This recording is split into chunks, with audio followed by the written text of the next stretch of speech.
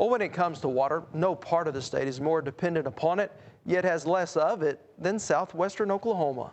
Home to both big agriculture and thirsty cities, that area of our state has benefited from a well-crafted water use plan that goes back decades, which is why state lawmakers headed out this fall to see firsthand the work that needs to be done to keep that area's most precious resource flowing.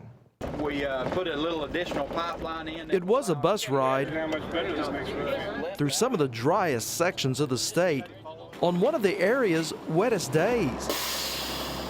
Lawmakers stopping to take a look at why water is such a big deal for southwestern Oklahoma. We are in the driest corner of the state, and it's pretty green here for where we've been. And as you move to the southwest, which we're going to do pretty rapidly, you're going to see a lot drier vegetation. Even after the rain, we've had a tough drought. I mean, it's been bad the last several weeks. Representative Don Arms knows this area well. We're getting ready to go through Cookietown in just a little bit. For a little reference, Cookietown is a Baptist church in an intersection, and in southwest Oklahoma, we call that a community. One of many in this part of the state needing more water. Arms told his colleagues that the time has come to re-examine how we use our water resources.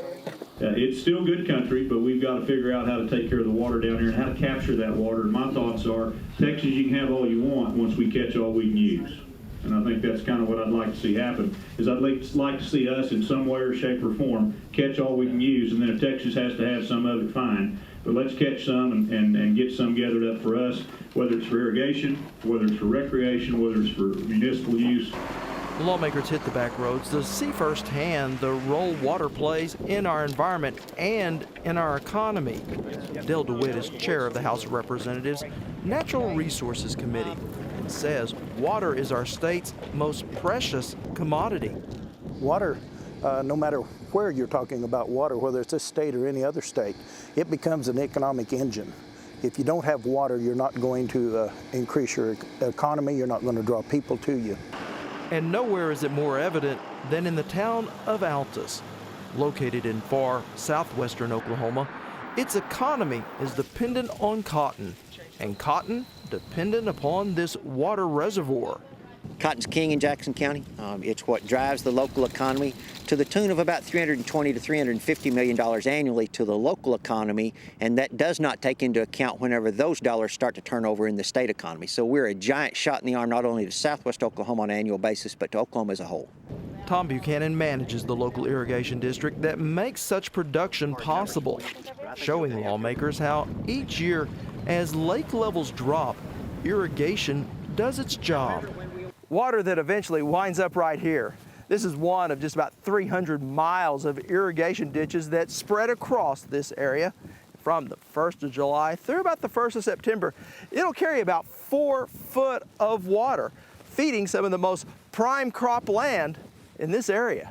Irrigation is critical in this part of the country. Local cotton farmer Matt Muller.